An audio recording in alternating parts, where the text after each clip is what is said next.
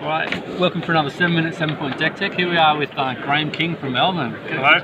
Thanks so much for agreeing to do this. You've just got top 4 with this sweet list in the GP Brisbane Magic Fest 7-point Highlander Championship, so I'm really keen to hear about it. Tell me about your deck.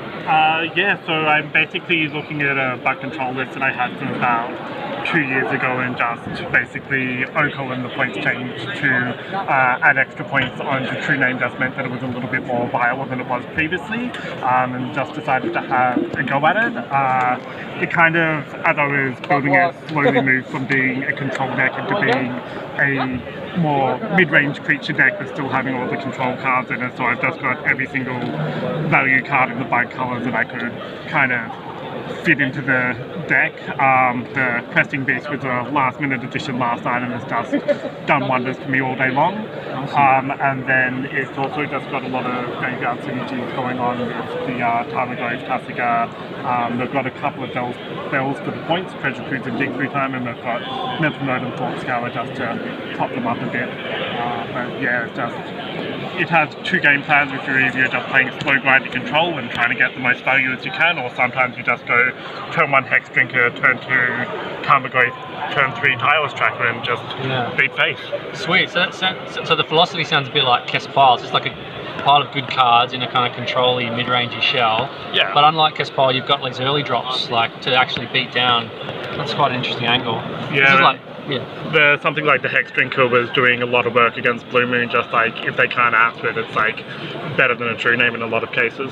Right, and this is like the old Kurgan colours, isn't it, with the bug control kind of thing? Yeah, so it's Kurgan colours, it doesn't have the ACOR like they used to, but I think that the Treasure Cruise and the Dig Through Time are basically doing the same work there. Yeah, nice.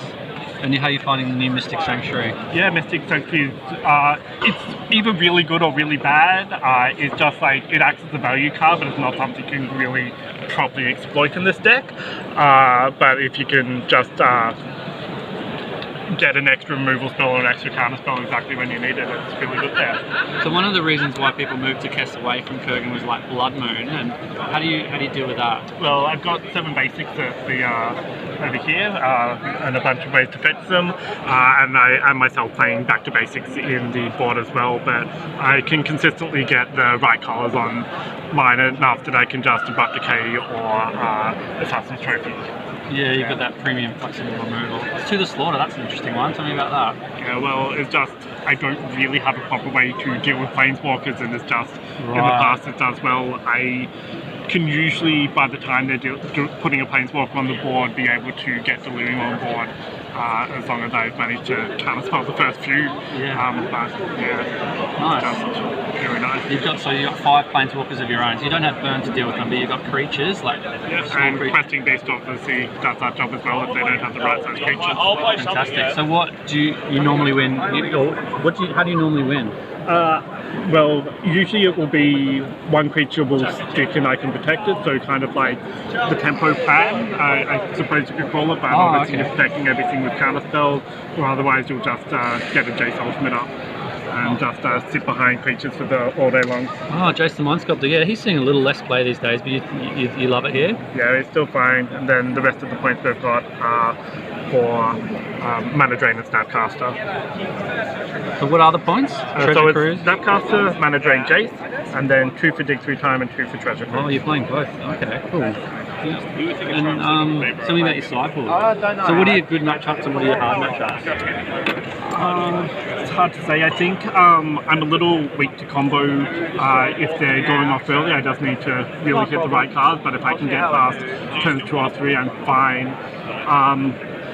Mid-range just seems to stall out, and then I can land a control card and play proper control, and otherwise I don't think I've lost a control game all day just off the back of Cresting Beast being too good. Right, okay. Awesome. So tell me about your sideboard.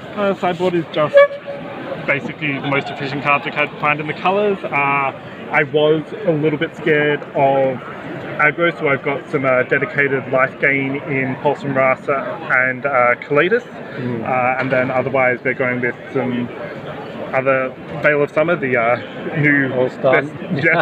New All-Star, and then it's just a few various targeted combo cards, so Cluster Storm, Nihil Spell Bomb, Tech Roof. I was going to say another advantage Kess has with the red, you're quite good against artifacts, and the bug still has some good options. Yeah, I think the reason that you're going bug is you've got universal removal, so you're hitting absolutely everything with the decay and the assassin trophy and the other cards like that. And Oko kind of does the same thing as well. Oh, so you're giving up maybe power against artifacts because that flexibility for all manner of matchups. Yeah. And I see you still make because of energy flux and collectors, so you're respecting artifacts. Yeah. Somewhat, and back to basics probably helpful.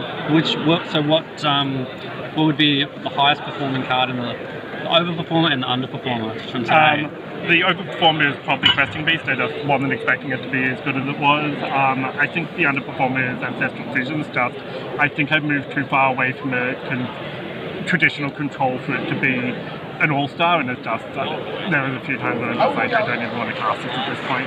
Yeah, and you can't recur it easily, can you? With Snappy or Mystic Sanctuary. And so what did you learn today from the tournament, if anything? That's a very good question. I would just be looking as a player or about the deck? Yeah, I think it's really just about learning how to protect your first properly and yeah, okay. So how would you change it if you made it a dedicated tempo deck?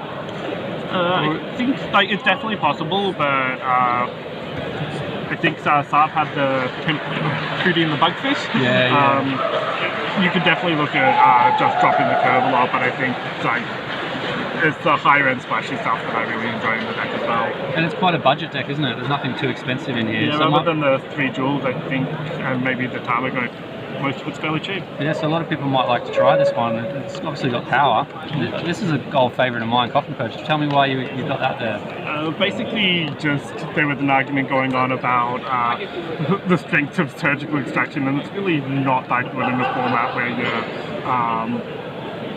you can really only use it once a lot of the time. So it's just like getting to use it twice is good, and like most of the combo decks you're facing where you're wanting to do that, it's just the targeted removal is better than just being able to have the blanket threat. And you'd rather that than Cremate, where you draw a card, because you want the 2 options against combo. Yeah, nice. Oh, thanks so much, Graham, for telling us about your deck. And yeah, like, sleeve it up. It's done really well. And congratulations on today. Yeah, thanks a lot. Thank you.